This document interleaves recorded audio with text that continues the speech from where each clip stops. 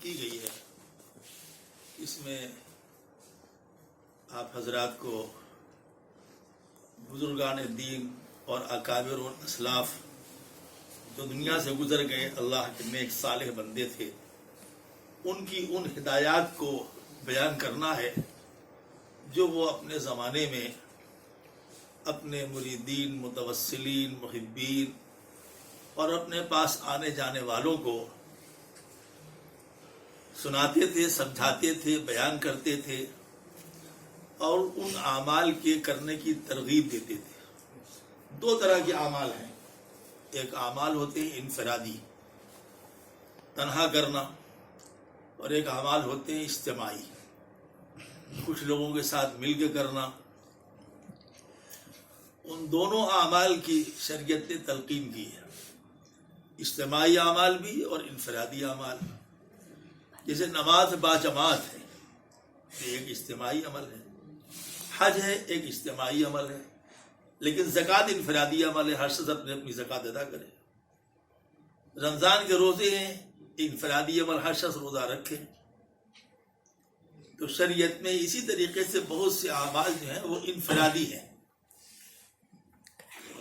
اور بہت سے اعمال جو ہیں وہ اجتماعی ہیں۔ ان دونوں کے متعلق ہمارے اکابر نے اسلاف نے بزرگوں نے ہر زمانے میں ہدایت دی، تجربے کی روشنی میں، قرآن و سنت کی روشنی میں۔ اللہ کے بندوں کو اللہ سے قریب کرنے کے لیے ہر زمانے میں نسخہ ہدایت نسخہ شفا قرآن و سنت کی روشنی میں بیان کیا گیا ہے۔ جو لوگ اکابر سے بیعت ہوتے ہیں، بزرگان دین سے بیعت ہوتے ہیں، صالحین سے بیعت ہوتے ہیں، ان سے تعلق رکھتے ہیں، محبت کرتے ہیں، ان کے پاس آتے جاتے ہیں، ان کو ہم شروع کرتے ہیں۔ ان کو کتنی نقی بھائی کون ہے؟ کوئی انتظار نقی امام کون ہے؟ دیکھ لیجیے وہ آپ کے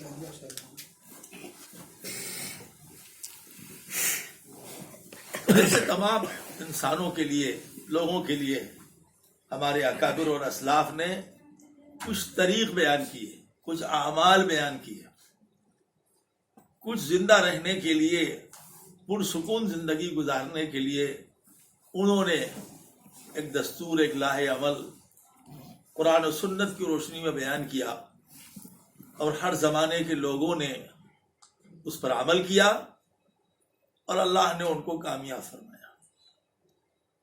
آج کی اس مجلس میں یہ بات آپ حضرات کو سمجھانی ہے، نوجوان بچے ہیں، اور حقیقت یہ بات تو علماء کے سننے کی ہے۔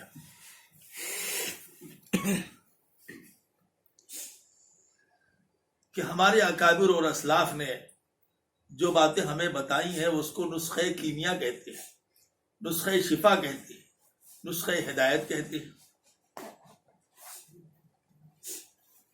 اور یہ چیز حاصل ہوتی ہے اکابر اور اسلاف کے طرز اور انداز پر، ان کے طریق پر چلنے سے، ان کے طریق پر رہنے سے اور ان کی بات سمجھانے سے۔ ہمارے لکھنؤ میں 2 آدمی تھے، انہوں نے حضرت اقدس تھانوی نور اللہ مرقدہ کو خط لکھا کہ ہم لوگوں کے مزاج میں غصہ بہت ہے اور ہم لوگ ہر وقت لڑتے رہتے ہیں آپس میں، ہماری میاں بیوی کے تعلقات، پڑوسیوں سے تعلقات، دوستوں سے تعلقات ہمارے حد درجہ خراب ہو جاتے ہیں کیونکہ ہم کو غصہ بہت ہے اور ہم برداشت نہیں ہوتا ہے۔ آپ کو ایک ایسا وظیفہ بتا دے کہ جس کی وجہ سے ہمارا غصہ کم ہو جائے۔ تو حضرت تھانوی رحمۃ اللہ علیہ نے فرمایا کہ غصہ جو ہے وہ وظیفے سے نہیں جاتا ہے، غصہ جاتا ہے 2 چیزوں سے، ایک تحمل سے، صبر سے کہ ہم اس سے بدلہ لے سکتے ہیں، اینٹ کا جواب پتھر سے دے سکتے ہیں، ہم اس کو مار سکتے ہیں، اس کے باوجود ہم نے اس کو معاف کر دیا اس لیے کہ کل اللہ ہم کو معاف کر دے۔ مزاج یہ بنے۔ نبی کریم صلی اللہ تبارک و تعالی علیہ وسلم کی خدمت میں ایک صاحب آئے اور آپ نے فرمایا کہ یا رسول اللہ ہمیں ایک چھوٹی سی نصیحت کر دیجیے۔ آپ نے فرمایا لا تغضب، غصہ مت کرو، سارے فساد کی جڑ دیکھیے۔ غصہ آئے تو اس پر قابو رکھو. اس سے تمہاری معاشرت کی زندگی، بازار کی زندگی، مسجد کی زندگی اور خاص کر گھریلو زندگی میں امن اور سکون پیدا ہوگا. تو حضرت تھانوی رحمۃ اللہ علیہ نے فرمایا اس میں کوئی وظیفہ کام نہیں کرتا. نفس کو قہر میں، جبر میں ڈال کر کے غصے کے وقت وہاں سے ہٹ جاؤ، جواب مت دو، اور کسی ایسے شخص کی صحبت میں جا کے بیٹھو جو انتہائی نرم مزاج ہو. تو حضرت تھانوی نے لکھا کہ مولانا انوار الغنی ہمارے ایک مرید ہیں اور چوک پر ان کی کتابوں کی دکان ہے. تم لوگ روزانہ عصر سے مغرب تک جا کے وہاں بیٹھا کرو. یہ فوائد الصحبہ ہے، یعنی صحبت کے فوائد. نماز تو ہم پڑھ لیتے ہیں، بس تسبیح پڑھ لیتے ہیں، لیکن صالحین کے صحبت نہ ملنے کی وجہ سے ہماری اصلاح نہیں ہوتی.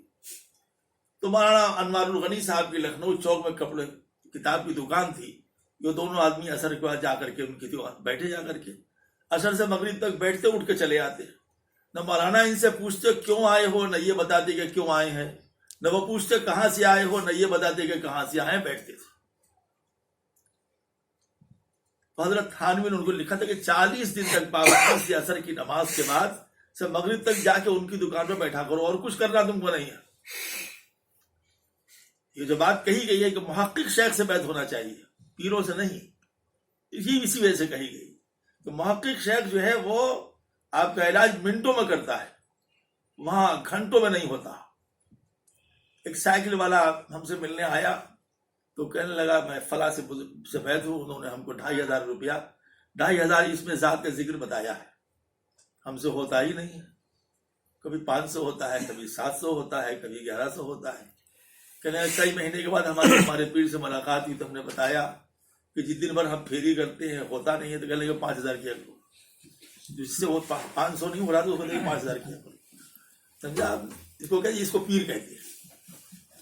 لیکن محقق شیخ ہوتا تو اس کو کہتا جتنا ہو سکے اتنا کر لو، کام ختم. تو کہا کہ مولانا انوار الغنی صاحب کی دکان پر جا کر کے بیٹھو اور چپ چاپ چلے آؤ. 40 دن تک بیٹھے، نہ بات کیا، نہ مولانا نے پوچھا بھائی کیا بات ہے، نہ انہوں نے.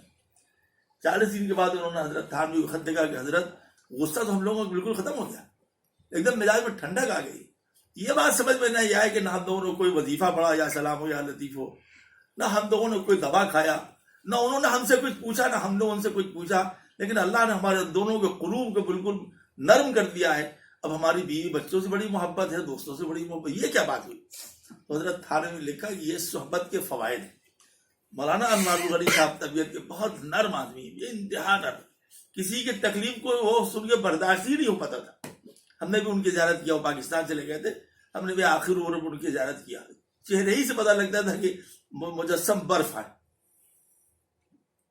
بہت حلیمی سے بولنا، بہت نرمی سے بولنا، بہت ہی آہستہ بولنا، اور ہر وقت ذکر اللہ میں مصروف رہنا. حالانکہ ذکر کی تاثیر گرم ہے، اسی لیے مشائخ نے ذکر کے ساتھ تسبیحات لگایا کہ تسبیحات کی تاثیر ٹھنڈی ہے سوائے آیت کریمہ کے، مگر ذکر کی تعداد میں گرمی ہے. خیر، حضرت تھانوی نے فرمایا کہ یہ ان کی صحبت اثر ہے. انہوں نے کہا کہ ہم لوگ 5-6 آدمی ہیں، تھانہ بھون آنا چاہتے ہیں آپ سے بیعت ہونے کی. فرمایا اس کی بھی ضرورت نہیں، اس کی بھی ضرورت نہیں آنے کی، تم چلے جاؤ، جا کر کے انہی سے ہو جاؤ. تو وہ لوگ گئے. تو مولانا انوار الغنی صاحب نے کہا کہ بھائی ہم کو تو حضرت اجازت نہیں دیا، ہم تو ان کے مجاز نہیں، ہم کو اجازت نہیں ہے. تو ایک خط دکھلایا حضرت تھانوی کا، تو اس میں لکھا ہوا تھا کہ مولانا انوار الغنی صاحب سے، اور اس کے نیچے لکھا ہوا تھا یہ خط مولانا انوار الغنی کو دکھلا دے. دکھلایا، اس میں لکھا ہوا تھا یہ 6 آدمیوں کو آپ ہماری طرف سے بیعت کرنا. وہ 6 آدمی بیان کرتے ہیں کہ پھر ہم لوگوں کو زندگی میں ہمارے غصے پر اتنا قابو پا گئے ہم لوگ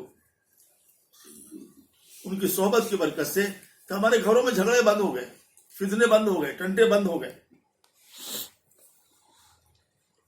باوجود قدرت کے سزا دینے پر، باوجود قدرت کے بدلہ لینے پر بدلہ نہ لینا، یہ صبر کہلاتا ہے، یہ تحمل کہلاتا ہے. صرف اس لیے معاف کر دینا کہ اللہ ہم کو معاف کر دے گا، اس سے یہ علاج ہے۔ اسی طریقے سے ہمارے مشائخ جو ہیں وہ یہ فرماتے ہیں کہ اتفاق و اتحاد کی جڑ جو ہے وہ تواضع میں ہے۔ ہر شخص کے اندر یہ مادے پیدا، اس کو بند کرو بھائی، بہت گرمی ہو رہی ہے، ہر شخص کے اندر یہ بات پیدا ہو کہ اللہ کے مخلوق سے ہمیں محبت کرنا ہے، اللہ کی مخلوق سے ہمیں پیار کرنا ہے، اللہ کی ہر مخلوق ہم سے اچھی ہے، ہم سب سے کمتر ہیں۔ ہمارے اندر بندگی آنی چاہیے، تواضع آنی چاہیے۔ جب تواضع آئے گا تو تحمل بھی پیدا ہوگا، صبر پیدا ہوگا، جس کا تعلق جو ہے وہ ہر چیز سے ہے۔ ہماری زبان سے کوئی ایسا جملہ نکل جاتا ہے جس کی وجہ سے وہ سارے معاملات ہو جاتے ہیں، لیکن صبر و تحمل پیدا ہو جاوے تو اس جملے کو برداشت کرنا آدمی کے لیے آسان ہو جاتا ہے۔ سب سے اپنے آپ کو کم تر جانے اور اللہ پر کا شکر ادا کرے کہ اللہ ہم تو سراپا عیب ہے، کون ہے ایسا عیب ہمارے اندر نہیں ہے کہ اللہ آپ ستار ہیں، آپ نے ہمارے عیبوں پر پردہ ڈال دیا ہے، جس کی وجہ سے ہمارے بھائی بہن ماں باپ دوست شاگرد سب ہم سے محبت کرتے پیار کرتے ہیں۔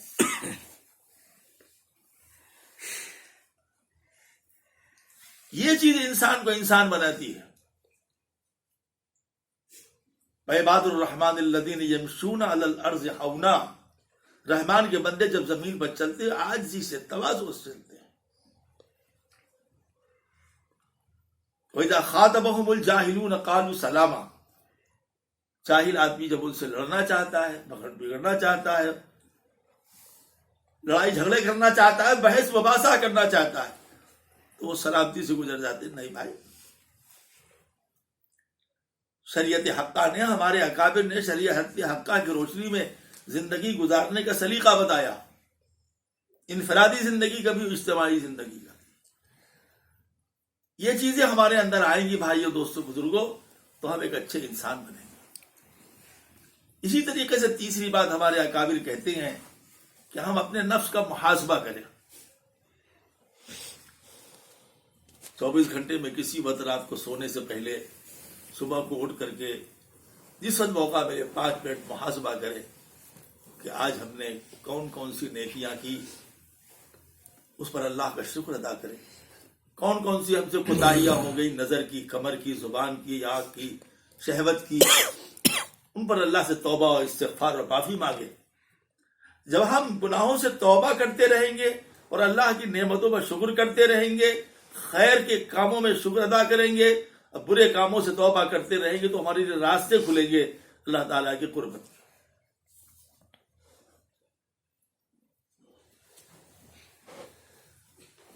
اپنے اعمال کو سوچنا، یہ محاسبہ کہلاتا ہے۔ اصلاح ایسے نہیں ہوا کرتی ہے، اصلاح تو اصلاح کرنے سے ہوتی ہے، اپنے اندر وہ بات پیدا کرنے سے ہوتی ہے۔ جتنا وقت ہم دوسروں کی تنقید پر لگاتے ہیں کہ یہ خراب آدمی ہے، یہ خراب آدمی ہے، اس کے یہ خرابی ہے، اس کے اندر یہ برائی ہوتی ہے، دیر ہم اپنے اوپر تنقید کر لیں کہ خود ہمارے اندر کیا خرابی ہے، ہمارے اندر کیا برائی ہے، اور اس کو ہم کیسے دور کریں۔ نہیں سمجھ میں آئے، اللہ والوں سے پوچھیں، علماء سے پوچھیں، مشائخ سے پوچھیں، بزرگان دین سے پوچھیں، اپنے بڑوں سے پوچھیں، ان سے پوچھیں، وہ آپ کو بتائیں گے،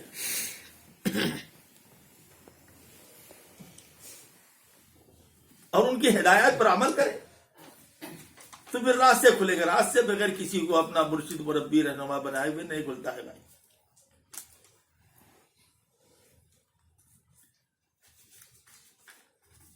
ہماری اہلیہ اور ہم لوگ گئے تھے عمرہ کرنے کے لیے، تو نبی کریم صلی اللہ علیہ وسلم کے روضہ اقدس پر خواتین کا وقت مقرر، وہ وہاں چلی گئی، ہماری بیٹیاں اور اہلیہ سب۔ ہم لوگ چلے آئے، قریب میں تھا، بالکل پیدل چلے گئے۔ وہ جب وہاں سے بارگاہ رسالت سے واپس ہوئی تو وہ گیٹ بھول گئی، تو گیٹ نمبر 27 سے آنا ہے، وہ پتہ نہیں کہاں نکل گئی۔ وہ چل رہی ہیں تو چل رہی ہیں تو چل رہی ہیں، راستہ ہی نہیں مل رہا ہے۔ کافی دور چلنے کے بعد ان کو خیال آیا کہ ہم لوگ راستہ بھٹک گئے ہیں۔ اب پھر وہ واپس ہوئی تو وہ گیٹ نمبر 27 بھول کر کے پھر چلی آئی 24 نمبر پہ چلی آئی. اب پریشان ہے کیا کرے. تو خیر ایک صاحب ملے, ان کا کام ہی ہے بھٹکے ہوئے لوگوں کو راہ پر لگانا. انہوں نے پوچھا کیا بات ہے, آپ لوگ کیوں پریشان ہیں؟ تو بتایا کہ ہم لوگ راستہ بھٹک گئے ہیں اور مسجد نبی کے گیٹ نمبر 7 کے سامنے جو بلڈنگ ہے اس میں رہتے ہیں. تو کہا کوئی آتا پتا کہا تھا ہم لوگ مسجد میں سب رکھ چلے جائے گا, آئے نہیں.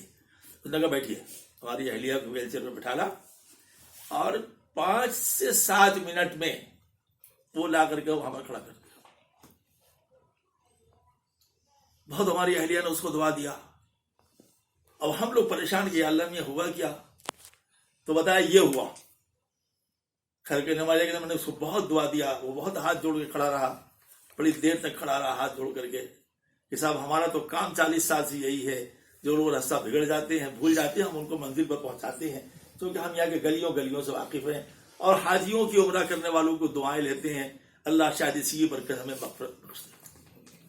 اب یہ ہے حسن نیت, اس کو کہتے ہیں حسن نیت, کہ وہ اس کام کو کر رہا ہے اپنی آخرت کی مغفرت کے لیے, اپنی جنت بنانے کے لیے, رب کی رضا کے لیے کر رہا ہے.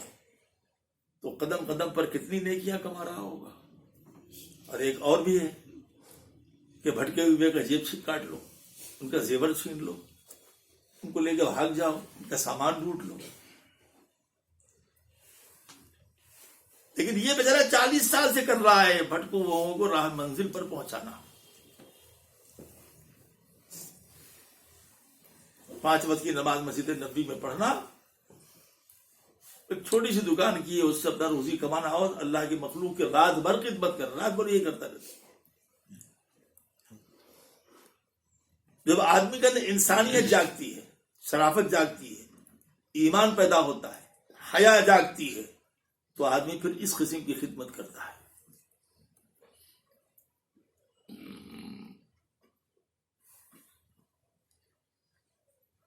نہیں تو بگڑا ہوا انسان دوسروں کو بگاڑ تو دے گا, بنائے گا نہیں.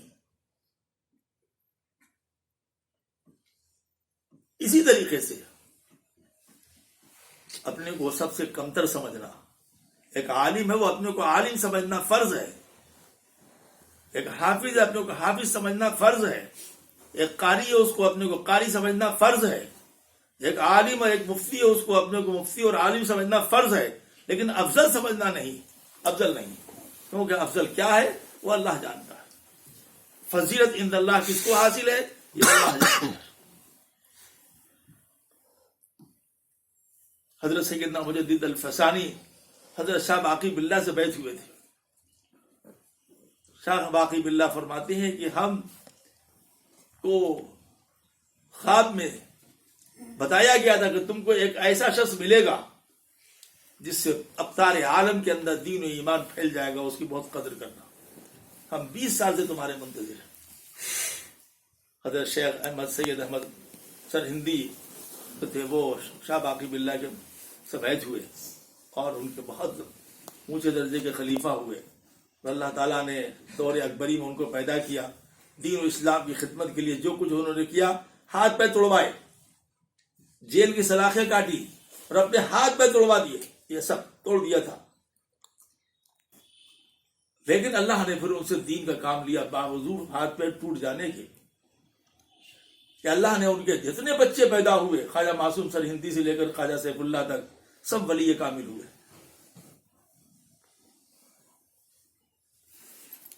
ان کے ایک صاحبزادے جو سب سے چھوٹے صاحب بس خواجہ سیف اللہ ہے, ان کے پنجاب میں اس زمانے میں پنجاب کے اندر 70 خلفاء تھے اس زمانے میں,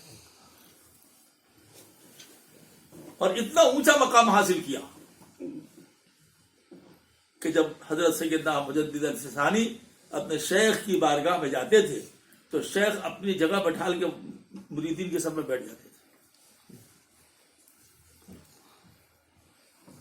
تو کیا ہیرا لگا تھا یا سونا چاندی تھا؟ نہیں, دل کی دنیا کو انہوں نے اس طرح آباد کیا تھا کہ اللہ تعالیٰ نے ان کے شیخ کے دل میں ڈالا یہ بات کہ تم اپنے مرید کے سامنے بادب بیٹھو.